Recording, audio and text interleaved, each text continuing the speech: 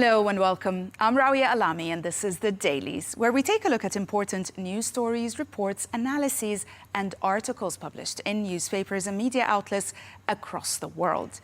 News of the House narrowly passing President Trump's sweeping tax bill dominated the front pages of all American newspapers today, with many publishing explainers and analyses on how this bill will affect Americans' lives. Other news, namely the ceasefire negotiations in Gaza, received some attention from global newspapers as optimism spread that a deal might be reached soon, despite no reported breakthroughs yet. We'll start with the Wall Street Journal, which tried to explain how Trump got his big, beautiful bill across the finish line. The report recounts how the bill squeaked through Congress after a dramatic week of late-night negotiations and intense pressure from the White House. Facing resistance from both conservative and moderate Republicans, Trump personally called and met with holdouts, offering executive actions and political assurances to win their support. The report also highlights how the final House vote was razor thin, with just a handful of Republicans joining all Democrats in opposition. The bill extends Trump's 2017 tax cuts, boosts funds for border enforcement, and slashes Medicaid and food aid, while raising the debt ceiling by $5 trillion. The piece also points out that Democrats fiercely opposed the measure, warning it will hurt millions and also increase the deficit. But Trump's influence ensured passage just before the July 4th deadline.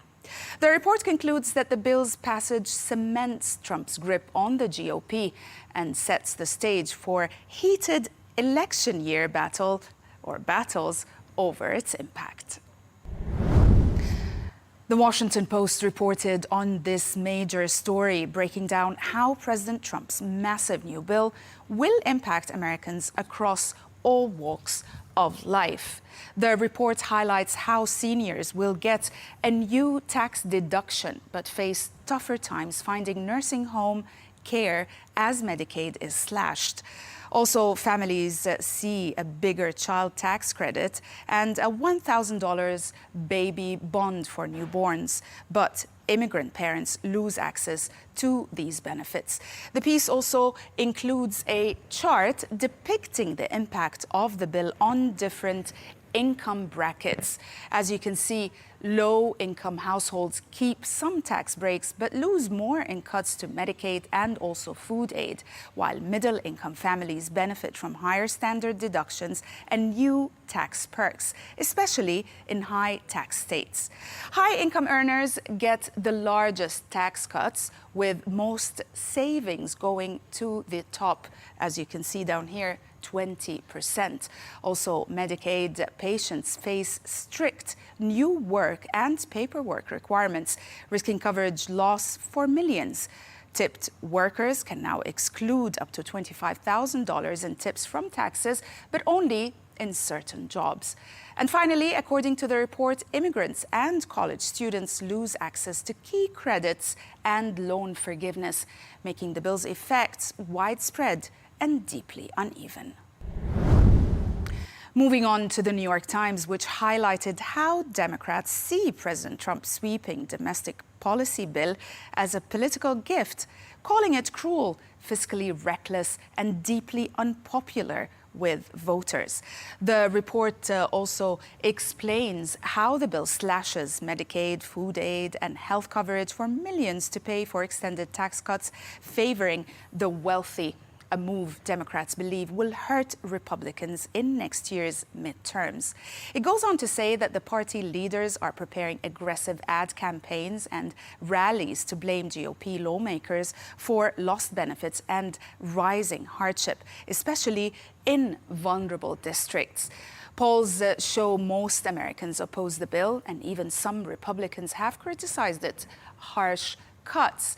The report concludes that Democrats hope the slash or the backlash will help them win back Congress, uniting their party around a clear message: Republicans own the fallout from this unpopular legislation. The The Financial Times examined the dramatic fallout between Elon Musk and President Trump over Trump's new tax and spending bill. The newspaper published a report highlighting that despite Musk donating over $250 million to help elect Trump, the bill threatens to wipe out billions in profits for Tesla by ending key emissions credits and EV tax incentives, which are crucial to the company's bottom line. Musk has publicly blasted the legislation as an abomination, warning it will devastate American jobs and future industries, and has threatened to fund campaigns against lawmakers who support it. Trump, in turn, dismissed Musk's complaints, saying Tesla relies on government subsidies. Now, the report concludes that the feud highlights a growing rift between business leaders and the administration, with major consequences for Tesla, the auto industry, and Republican unity. To the Times now, as after British Chancellor Reeves' emotional moment in Parliament sparked speculation about her future, the newspaper published an analysis spotlighting what it called a carefully managed show of unity between Labour leader Keir Starmer and Chancellor Rachel Reeves. The analysis explains how, following a turbulent week of welfare, reform U-turns and market jitters, Starmer publicly embraced Reeves at an NHS event, praised her work and assured she would remain Chancellor, which helped calm financial markets. Now, the piece also notes that both leaders now appear firmly tied together as they face tough decisions ahead, including likely tax increases and also ongoing fallout from costly policy reversals. The analysis concludes that while some critics remain unconvinced, the staged appearance with Health Secretary West Streeting projected solidarity and strength.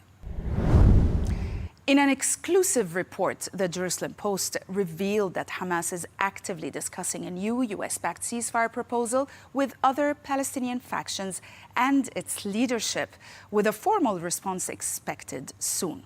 The proposed deal, apparently mediated by Qatar and Egypt, includes a 60-day truce, phased release of Israeli hostages, and the return of Palestinian prisoners. In exchange, Hamas is showing rare flexibility on key issues such as halting weapons smuggling and possibly exiling some leaders, though full disarmament remains uncertain. The report also points out that the US has offered guarantees that negotiations towards a permanent end to the war will continue during the ceasefire. It goes on to say that Israel's Security Cabinet is meeting to discuss the developments, and optimism is growing that a breakthrough could be near, though major challenges remain over Gaza's future, governance, and security. Israel Hayom published a report revealing that US lawmakers have introduced a bipartisan bill to let President Trump supply Israel with advanced B-2 stealth bombers and massive 30,000-pound bunker buster bombs, and that is if Iran restarts its nuclear weapons program. The Bunker Buster Act comes after recent US-Israeli strikes on Iranian nuclear sites, which the US claims severely damaged Iran's capabilities, though experts warn Iran could resume enrichment within months. The report points out that Israel currently lacks the US's powerful bunker buster bombs, which can penetrate deep underground. The bill would give Israel the tool and training to deter Iran and protect itself if needed, making a major shift in US policy, as these bombers have never been shared with allies. The report concludes that the move underscores growing US-Israeli security cooperation against Iran. And we'll end with The Guardian, which published the results of the 9th annual survey by the YouGov Institute for the TUI Foundation, which funds projects dedicated especially to youth in Europe. The study was carried out in April and May, sampling 6,700 people between the ages of 16 and 26 in Britain, Germany, France, Spain, Italy, Greece, and Poland. The results revealed growing disillusionment with democracy among young Europeans, especially in France and Spain and Poland, where only about half see it as the best form of government. The report also highlights that support is highest in Germany at 71%. Alarmingly, also 21% of young people would accept authoritarian rule in some situations, and nearly half worry that democracy in their country is at risk. The poll finds that rising political polarization and gender divide, with more young men moving right and women identifying as progressive. The piece points out that support for stricter migration rules has jumped, while fewer young people now put climate action ahead of economic growth. The study concludes that most still want their country to stay in the EU, but many view the bloc as too bureaucratic and not truly democratic. That's it for today. Thanks for watching.